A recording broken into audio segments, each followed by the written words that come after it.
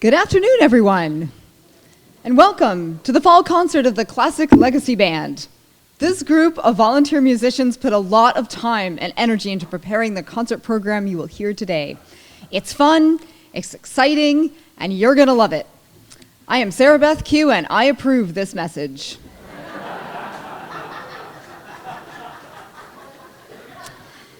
Two more days. We all know we live in a society of complicated, confusing, and marvelous machines that can accomplish just about anything that needs to be done.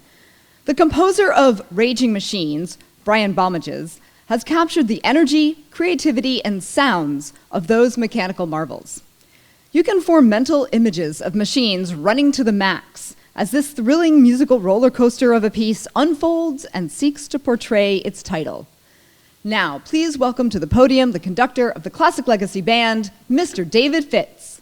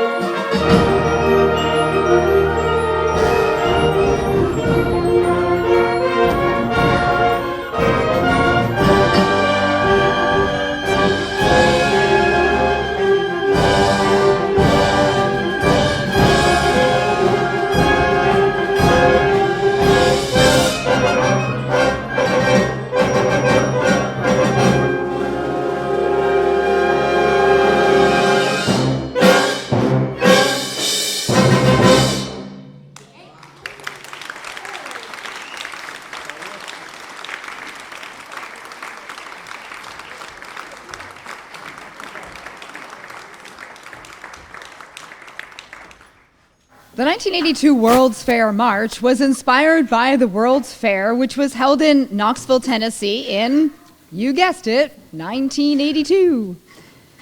That World's Fair was the last successful World's Fair held in the U.S., and the first to be held in the South. It opened on May 1st of that year and closed on Halloween. The city of Knoxville funded the event through $46 million in bonds, a debt the city eventually paid off in 2007. The most iconic structure built for this World's Fair was the Sun Sphere, a tall golden ball hoisted atop a green four-sided ladder support. The Sun Sphere still exists in Knoxville today, though the observation deck is permanently closed. And I would see it daily walking from the parking garage to my classes when I was a graduate student at the University of Tennessee. A lesser-known fact is that the Sun Sphere was featured in a Simpsons episode when Bart and his friends take a spring break trip to Knoxville to visit this piece of iconic World's Fair history. But this event inspired more than a moment of television humor. When the classic legacy band was known as the Hansinger Symphonic Wind Ensemble, they played this tune on tour at the 1982 World's Fair. And I was presented with a commemorative pin from that event that is the property of one of these band members who played in the Hansinger Symphonic Wind Ensemble in 1982 at that event in Knoxville. I won't identify who that person is, but if you want to come and check out the pin in intermission, you're welcome. I'm going to. Anybody who played in that group, stand up.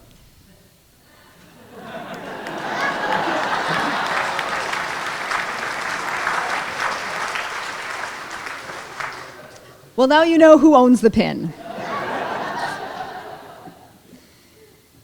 Today, though, the Classic Legacy Band is going to take you back to the 1980s in the 1982 World's Fair March.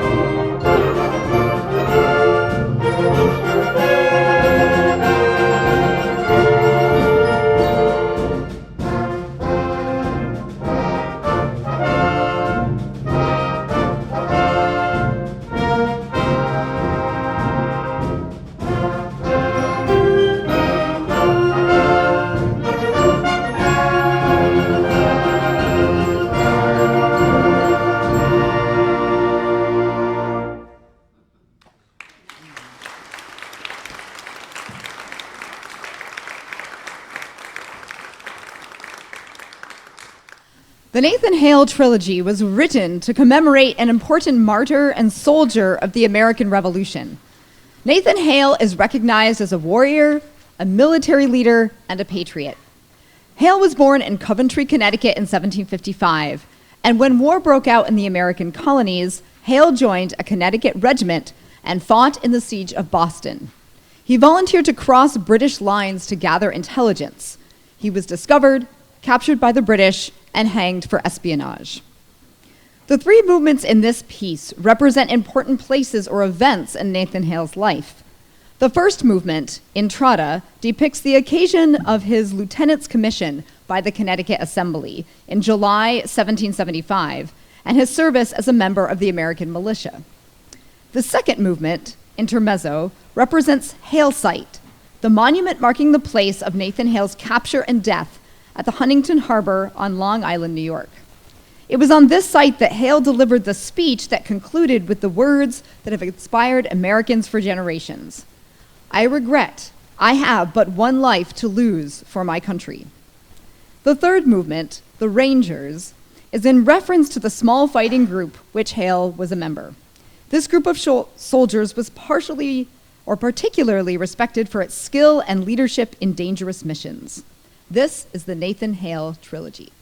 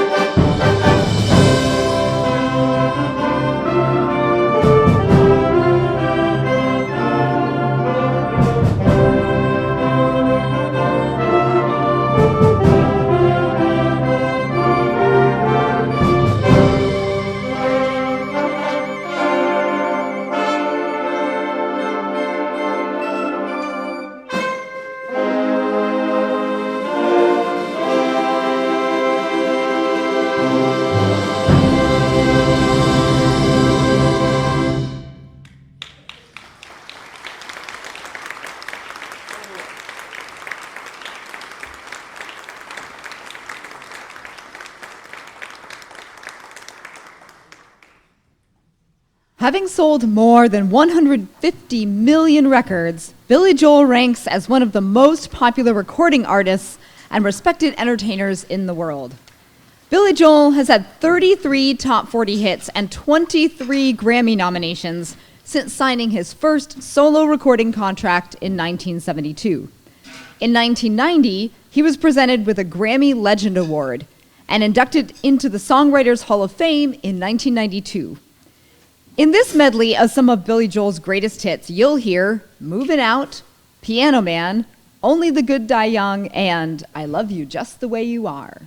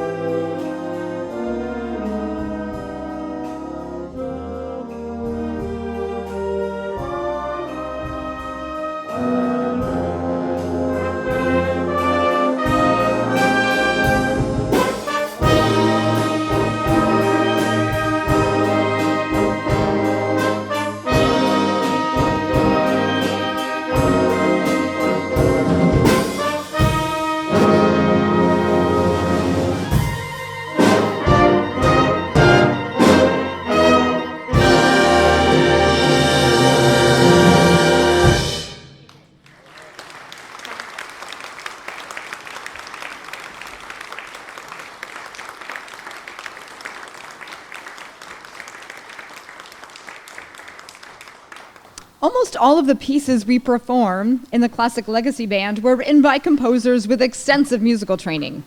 I say almost because you're about to hear one exception to this statement. The Coast Guard Day March began, as many original pieces often do, as a melody in the head of the composer. That melody in the composer's head evolves over time into a larger work of music orchestrated for an ensemble. Such is the case with this piece, though over time refers to almost 30 years. The other thing that sets this piece apart for traditional concert band literature is that composer Mark Ashley is not a trained musician, or a musician at all. He came up with the tune in his head walking to class during his Coast Guard training in the 1980s. Lacking the skills and technology to orchestrate the piece for band, he tabled the project indefinitely. Until 22 years later, when he was cleaning out his basement and found what he had written years earlier. Since technology for music composition and orchestration had drastically improved since his last attempt, with some assistance, Mr. Ashley finished the piece, or so he thought, and sent it to the Coast Guard Band, who played it and recorded the result. This was the first time Ashley had heard his composition played by the instruments he intended, and he realized there were several improvements that had to be made. Although it would take another 7 years, make them he did, and his piece was finally premiered by the Kansas City Wind Symphony in May 2022. The Coast Guard Band has yet to perform it publicly, but we don't need them, because we have the Classic Legacy Band, here to perform Mark Ashley's Coast Guard Day March.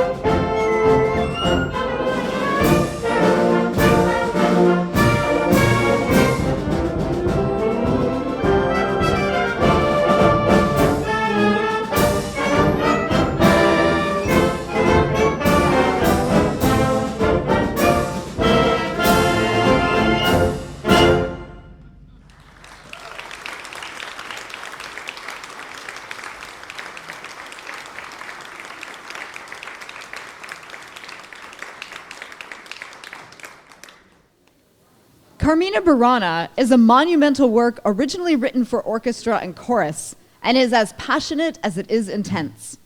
Completed in 1936 by Carl Orff, the 25-movement work is based on 24 poems from a medieval collection of the same name. Not only is this a celebrated work in the classical world, several movements of Carmina Burana have been incorporated into movie soundtracks, commercials, and even techno music.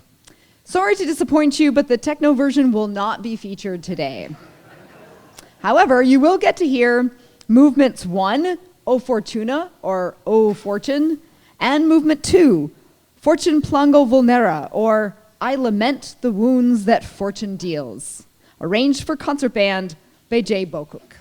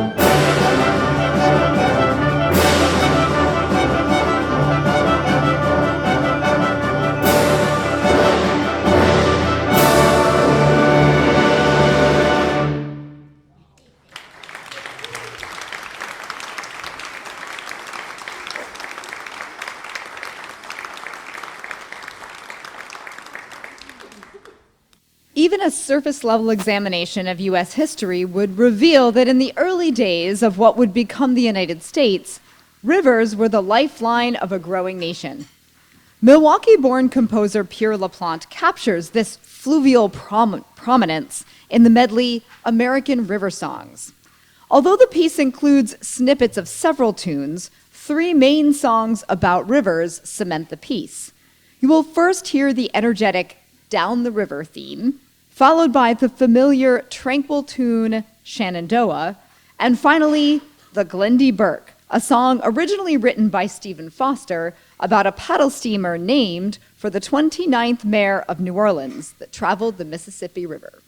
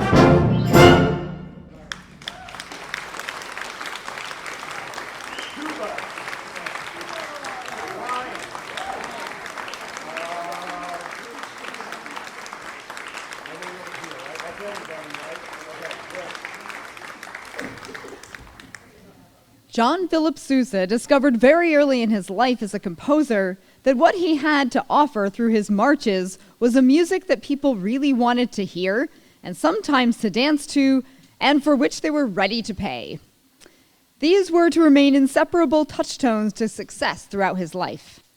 Sousa's description of a good march is one that is, quote, as free from padding as a marble statue.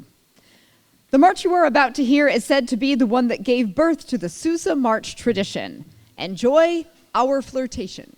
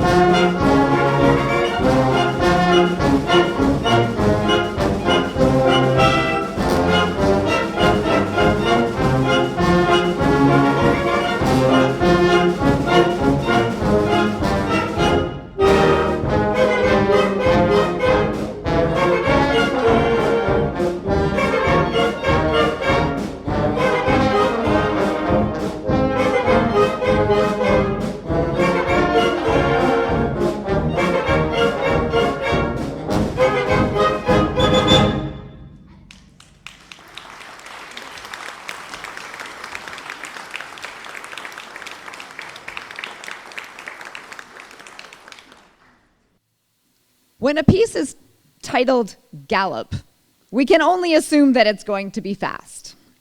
This light-hearted romp comes from a larger work by Russian composer Dmitri Shostakovich. Moscow Cheryomushki is a satirical three-part operetta set in a housing project in southwest Moscow. It centers around the chronic housing shortages of urban Russians. Although he wrote over 100 minutes of fascinating music to this libretto, Shostakovich was a critic of the operetta. Before the 1959 premiere, the composer said this, and I am quoting, "I am burning with shame. If you have any thoughts of coming to the first night, I advise you to think again. It is not worth spending time to feast your eyes and ears on my disgrace. Boring, unimaginative, stupid. This is in confidence all I have to tell you." Well, I can tell you with confidence that the Classic Legacy Band's performance of Gallop is anything but Shostakovich's description.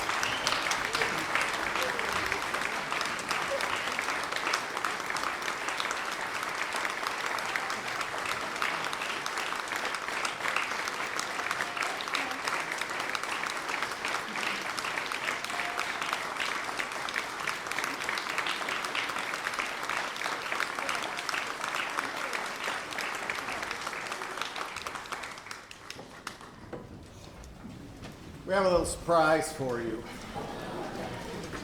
Those of you that were with us last spring know that I threw the band a curveball. I'm doing it again today. They got this piece Tuesday night. We ran it through once, and that's all we've touched it. And it's challenging because it's a grade 4. And it's more complicated than the one we did last year, which was just sort of straightforward, boom, boom, boom, straight tempo. This one, some of you might know, and as a bassoonist, I had to do this to them. This is called In the Hall of the Mountain King by Edvard Grieg. Grieg was born June 15th, 1843, and he died September 4th, 1907. He was born in Bergen, Norway. His first teacher was his mother, and she was a wonderful pianist because Edvard was also a very good musician. At the age of 15, he was sent to study at the Leipzig Conservatory in Germany.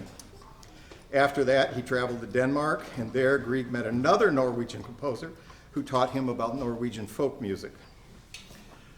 I'm going to get right to the best known piece that Grieg did is the Peer Gynt Suite. This is one movement from that. And the story is typical. Peer Gynt falls in love with a girl, but is not allowed to marry her. He's forced to leave home, and he goes out wandering the forest, where he ends up in the Hall of the Mountain King, where he's captured by the trolls. The trolls take him to their king, who demands that he marry his daughter, becoming a troll. Peter refuses, and the trolls chase him. Peter runs faster and faster and eventually escapes following the sound of the church bells. So this will be fun and interesting. Okay, remember, every number is going to go a little fast.